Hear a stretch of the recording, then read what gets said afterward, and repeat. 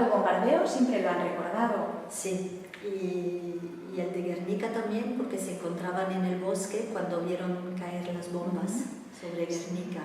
¿Del bombardeo de Durango? Y del de Durango, sí, supongo que sí, pero...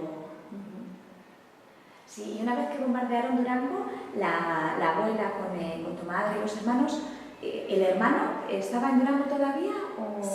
El hermano se fue al frente ya hasta el 39, sí. Y Nati también. Nati en las brigadas internacionales, cerca de Barcelona, fue un poco a Madrid también hasta el 39. Los dos ya estaban integrados a la lucha dentro del país.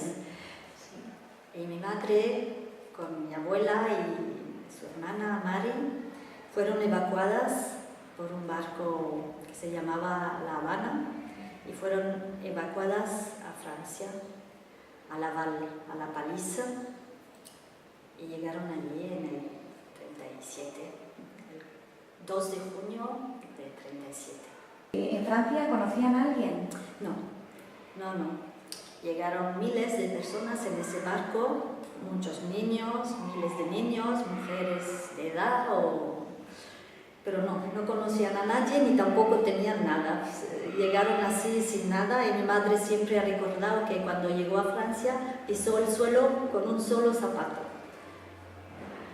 Y los registros que hemos encontrado de Laval, donde llegaron, ponen que no poseían nada, que no tenían nada.